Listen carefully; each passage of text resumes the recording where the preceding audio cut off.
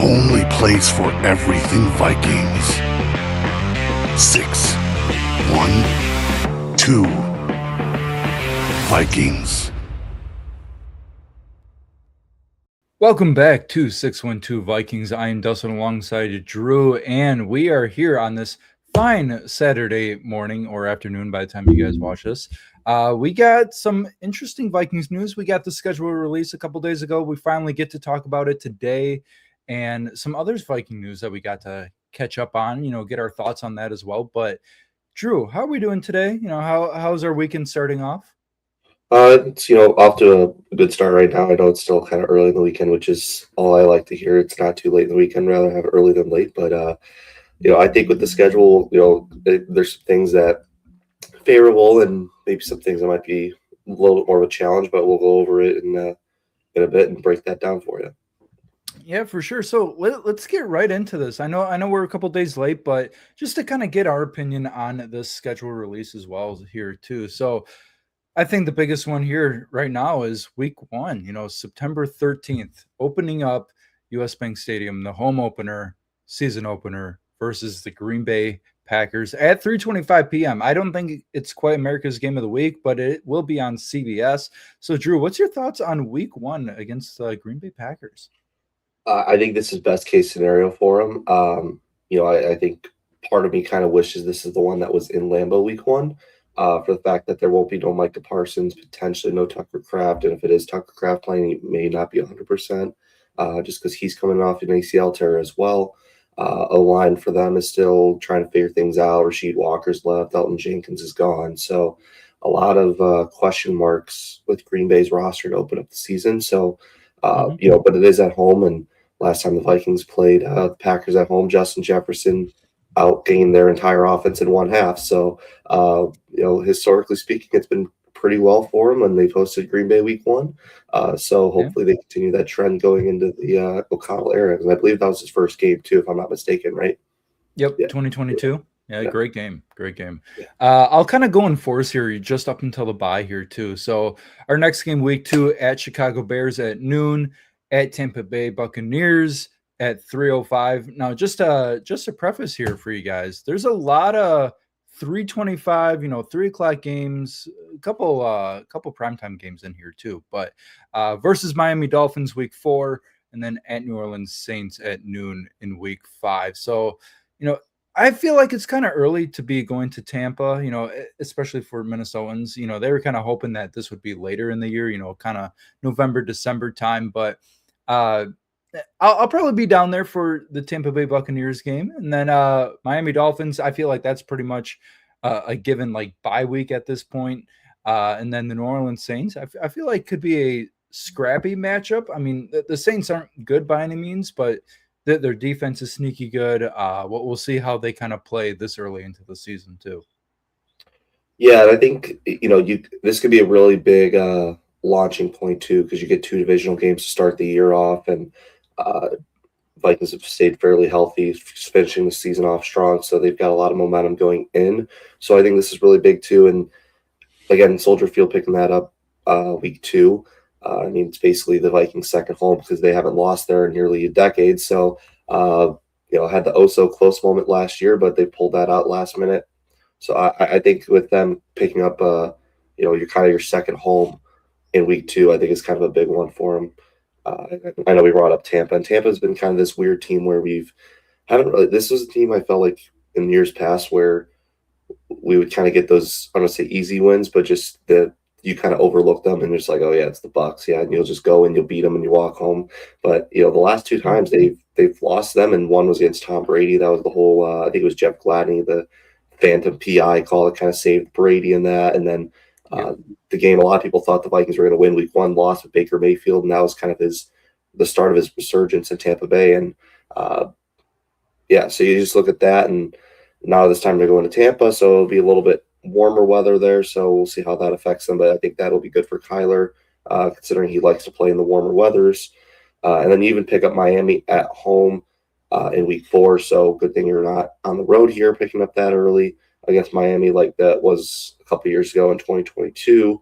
But and then after that you got your bye week, so I think you kind of pick up a good chunk of. I'm sorry, no, you get the Saints. My bad. You get the Saints after that, so who are also kind of a middling team. So I think you kind of start off very favorable before your bye week, and this could be something similar to what it was in 24 when they had Sam Darnold, and they started off, I think it was like 5-0 or 6-0 or whatever it was. So up until their bye week there, and a lot of people kind of caught the league off guard there. So this can kind of be a 24 2.0 kind of start to the season potentially if things can kind of bounce their way and they can kind of win these first couple of games to start off. And if they don't win those games, then you just kind of have a couple makeup games right before your bye, and you go to your bye playing hot. Yeah, I feel like with this bye week too, week 6 bye week, I think this is like the third or second year in a row that they've had a week 6 bye week or something early like that too. So that's another thing that I kind of was disappointed on is a early bye week. I was kind of hoping for like a week 10, 9, 11, something like that bye week, just to have it more in the middle of the season to refresh a little bit and, just kind of see where that goes. So moving on from the bye week here too, we got the Colts at home at noon, at the Detroit Lions at noon, Buffalo Bills Monday nighter. That one kind of caught me off guard a little bit. I thought that was a little interesting for a primetime slot. And then at Green Bay Packers at noon. Those will be our 4-game stretch too. Yeah. And again, like I feel like these games, I don't think there's a game like to start the first half of the season where I look and I'm like, okay, that's going to be a tough draw. It's going to be a tough win because, it's not like you're on the road to Philly or you're on the road to, a Kansas City or something along those lines. So you pick up Indianapolis after the bye, and I know we've kind of historically not really been that great against Indianapolis. Everyone's going to say 33-0, but it'll be the second game since then. So, but this will be the first time I think did we host Indianapolis? I think with Darnold in 24. Yep. We did, yeah. 24. Yeah. Okay, so yeah, Indianapolis has gotten better, and I don't know. We've also really haven't been good off the bye either, so I can potentially see this being kind of a slip-up game, just because I don't know what has gone on with us coming off the bye. We just seem to not be a team that performs well coming off that. I just don't know if it's like the layoff, but and then kind of coming off of a loss, going on the road to Detroit, that's gonna be tough. Since Detroit's figured out how to play football, we've only won there one time with JJ, so that's kind of an interesting one to see as well. And then this will be the first time we're playing Buffalo since the Jefferson catch miraculous game, so that'll be a fun one. I'm sure they'll probably bring that up on Monday night. And then you get on the road to Green Bay, and that will be with Micah being back most likely. And then you've got Tucker Kraft back in the form. Obviously we'll see what happens and if who's playing, who's not, and because by then, guys will be hurt, guys will be in, guys will be out. So we'll see. Usually I think this just will be a battle of depth and who's got the best depth going in. But hopefully they can just stay healthy and guys break out and guys play that they're supposed to. But I don't think I look at any of these games and like, yeah, this is going to be a tough win. I don't think this will be a automatic loss. Just sweep it under the rug and forget about it. I think they have the talent in order to beat anybody in this league, but they have the talent to lose to anybody in this league. So it's kind of this weird paradox where it's like, they play up to their competition and play down. They do enough just to keep you excited. So I think they'll be kind of like in the little over 500 range, I'd say, between like mid-season right now is kind of what I'm thinking, but we'll probably do a schedule prediction later on. We'll break it all down a little bit. Yeah, and I feel like, after this bye, if you're 3-2, 4-1 into the bye, I feel like this schedule gets a little, I won't say easier for them because, the Bills, they're still a good team. The Lions, we'll see how they are. Packers, they're always going to be somewhat decent too. But, you kind of have to have a strong record going into this 4-game stretch too, almost a 5-game stretch with the next game being the 49ers in Mexico City. So that'll be the Vikings international game. That'll be Sunday night, it looks like. So, it'll be interesting, not too much of a time difference.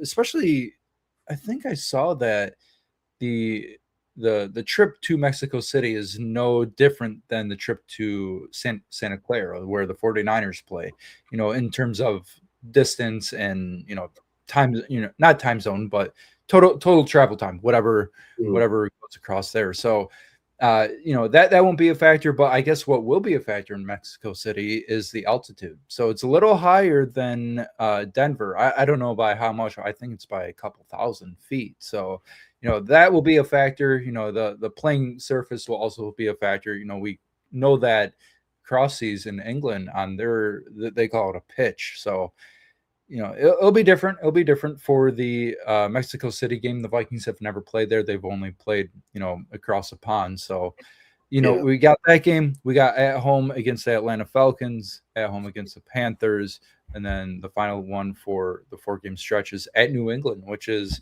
I was kind of hoping not a later season game, but that's what it came out to be, especially at night too. A primetime game on Thursday Night Football, New England Patriots. Yeah. And this one being in Mexico City kind of reminds you a little bit of this, but it is, there are college teams that do play in this kind of altitude. I know that's been kind of the concern right now with Mexico City, but it's about a little over 7,000 feet. So University of Wyoming, they play 7,000 feet consistently because that's their home stadium, and that's where Josh Allen played at. So, it's doable, and they're going to be able to kick the ball a little bit farther, and and this will be a thing where it helps Will Reichert out tremendously. I think the kicking advantage is going to be huge in this game. And, Pinheiro's been very accurate, but just doesn't have the leg. Might help him out a little bit. But if Will Reichert's, clicking on all cylinders and he's being accurate with his leg on top of that being stronger, I think this could be really interesting. And it could be a battle of the punters, too, in field position with them punting the ball. Like, if it's a low-scoring defensive game, whose punter is going to come out on top, and it really could just be a game of special teams. So I think that'll be a really interesting approach to this upcoming game, and that it's in Mexico City. But then we got Atlanta at home for I think the third year in a row now. So first time around they absolutely smoked them, and second time around there was a defensive game. JJ was basically playing on one leg with a high ankle sprain.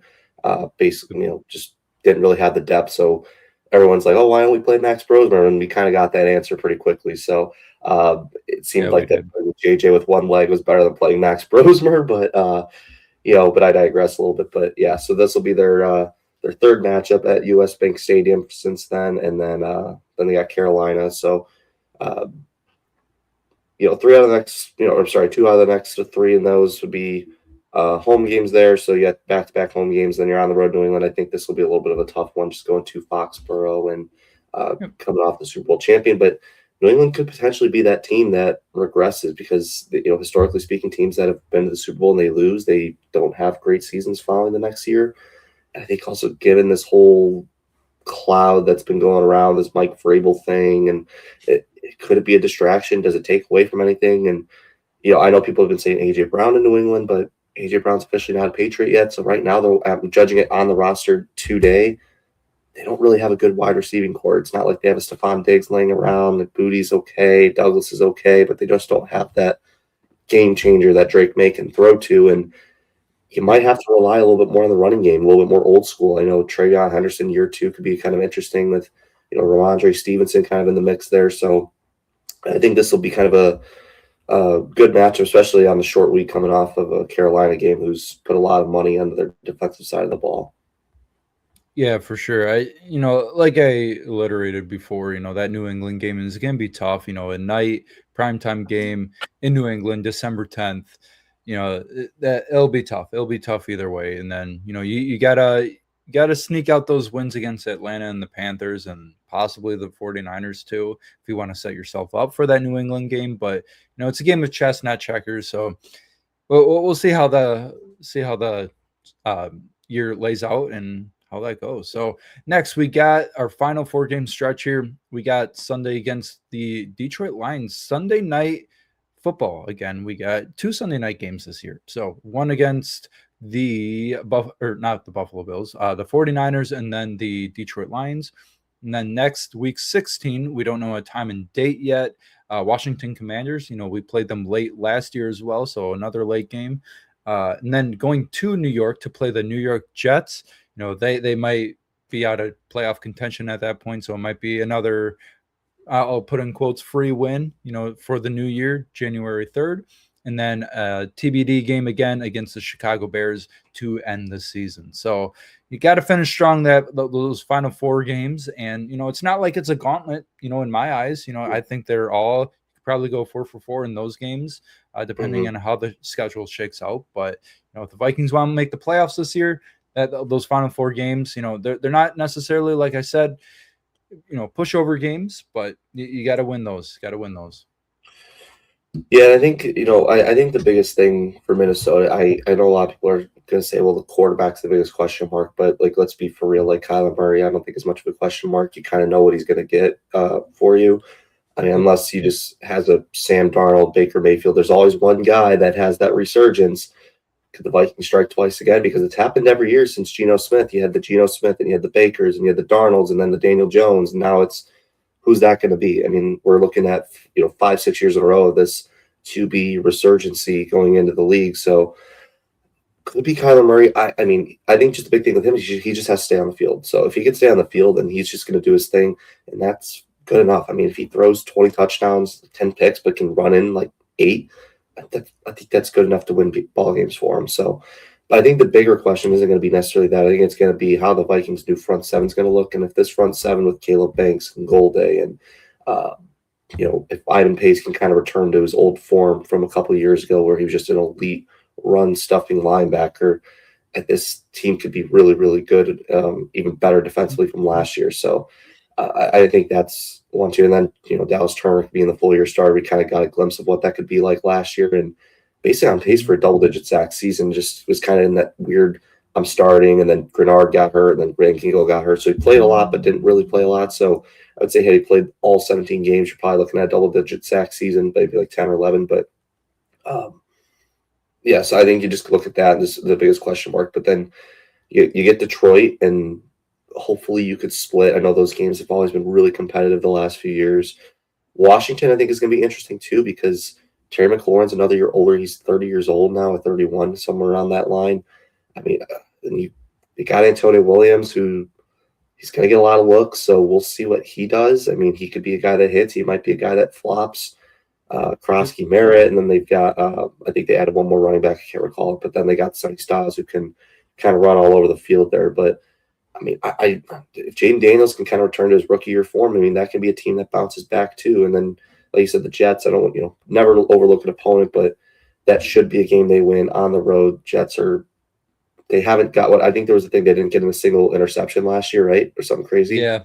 Yep. Yeah. They didn't have a single pick. So, I mean, that alone, it kind of tells you everything you need to know about the Jets. And then you're hosting the Bears again at week 18. So, the Bears, they had a good season, but I think for me, looking at them to finish out the year, I could see this being a sweep for them, and I know a lot of people are going to think that's crazy, but when have the last time I think the Bears have had sustained success? And you have to remember, for all of our lives, Bears really haven't had sustained success in over 20 years. I mean, you could maybe look to the Urlacher, Briggs, Grossman years when they made the one Super Bowl with a very weak NFC, but they really haven't had. I mean, they've had the blip year in 2010 with Cutler making the NFC title game, kind of was, right in the middle of, the train of mediocrity after that. And they went to the rebuild, and they had the blip again in 18. Then they sucked after that. And then they went to the rebuild, and now they're having that good season again. And it's like, what are we getting with the Bears this year? And they've had a lot of turnover defensively, and especially a defense that had a ton of turnovers. Pretty much all of them are gone now. So I think this could be really – I think that's just the biggest question for them is defensively. It's their defensive side of the ball and our offense. Who's going to prevail? Is it going to be our offense and our new look running game? Is it going to be their defense getting that key turnover like they did last year? Or coming up those key plays on the special teams to kind of steal the division away from the Vikings that year? So they've gotten better. I'm not 100% sure if I could see them being that team that gets the 12 to 13 win season like a Minnesota could be capable of if things go right, where they've proven that twice now in the Kevin O'Connell era. We really haven't seen that yet with Ben Johnson, because I think they were 11-6. I want to say, right? Yeah, they were 11-6 that year to win the division. So we'll see. I mean, I think just for them, they just got to take that next step, and hopefully they can, for the Bears' perspective, just keep that run game moving with Monangai and DeAndre Swift, and that O-line doesn't take a beat too. So, I think, I don't hate the schedule, and, there's some, every schedule, not every schedule is going to be perfect. I think this is pretty favorable. with when they're playing them. And I think the biggest win is going to be week 1 against Green Bay, is just picking up the Packers before Micah gets back, where they don't have Rashawn Gary, they don't have Micah Parsons, where their best front 7 players most likely going to be Edger and Cooper. I think that's a huge win, especially with the team that's trying to find their identity in the run game. I think you could be able to run the ball all over this team, especially to start this, especially with Kyler if he's starting. You've got the threat of him running. Maybe this could be the Damon Claiborne game where he starts off and maybe takes a good chunk of running back look. So I think overall this could be a very, very favorable schedule. I think this could be a potential bounce back year for Minnesota after kind of a struggling start from last year. Yeah, I think my two gripes with this schedule, outside of these two, I think it's a perfect schedule. Is the early bye week again? Like I said before, I wish it was kind of in that 9, 10, 11 range, but week 6, it's a good self-scout week. That's all it is, and that's all it is I just wish it was a little later in the season. And then the second thing is we only have 2 outdoor games or cold weather games in the back half of the season, where you really don't want that many cold weather games, especially if Kyler is starting. So you got the New England Patriots and then the New York Jets. Those are your 2 outdoor cold weather games, and I think that's pretty, it's fine by me. I know they're all along the East Coast too, New England and New York, but outside of those 2, I'm pretty fine with this schedule. It lays out, I think, perfectly. No cakewalks. I know there's a couple, decent stretches in here. 2, 3, 4 game stretches that you gotta go at least 3-2. In some of the 5 game stretches, 2-2. If you can get through those. But first half of the season, I think is fine. Second half is great too. So. Yeah. Outside of that, is there anything that you kind of wish would change, or anything that you kind of noticed too? I know you mentioned the bye week thing, and I think ideally you'd want to have it like week 7, week 8, which having it week 6 is okay. But I feel like the luck of the bye week is it's always dependent on a variety of different things, and we could be looking into the season. There's a road too where the Vikings start off, they're banged up. Caleb Banks is kind of not 100% coming off an injury, and he's kind of trying to find his way. Vikings defense is still trying to find a way to click.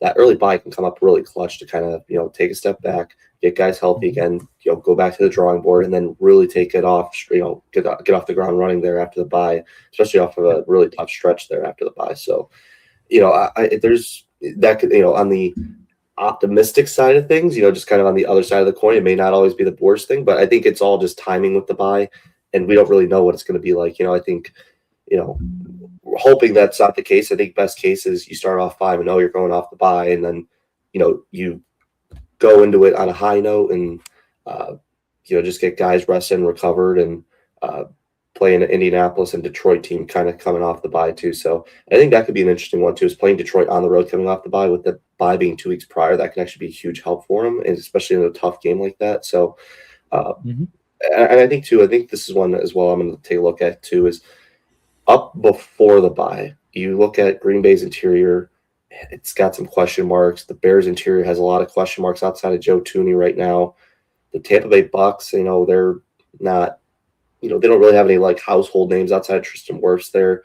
And then the Miami Dolphins O-line is going to be a disaster in itself. And I think this could be a thing too, where I'm watching Caleb Banks. Is he going to, get off the ground running and just be like, wow, this guy could be a defensive rookie of the year candidate? Because with these O-lines right now, they are not the best at all. Like, they're not league-breaking interior O-lines. It's not like you're talking about the prime Detroit Lions with, Frank Ragnow in the mix there. So, or, the Philadelphia Eagles in there. So it's very beatable for interior. So I think watching him play these interior guys, I think that's going to be the one to watch too. And you'll know right away, I think, if he's going to be it this year or not. So I think that's going to be the name to watch out for on the defensive side too. That's going to get consistent snaps regularly.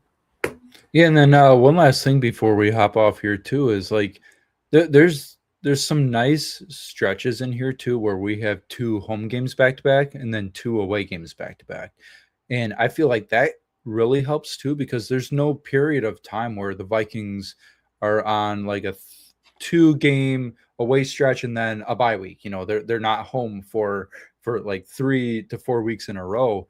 and nothing's like egregiously away from home is what I'm trying to say too. And it's nice to get Falcons and Panthers back to back, not pushover teams, but teams that you should be able to beat. And then the Lions and Commanders, some more, I think it's better competition than the Falcons and Panthers. So that'll be your two, back-to-back home game stretches later in the season. So I think your toughest away, back-to-back is either the Bears and Buccaneers or the Packers and Niners. And I'm kind of leaning towards Packers and Niners, honestly, just because of environments and the teams themselves.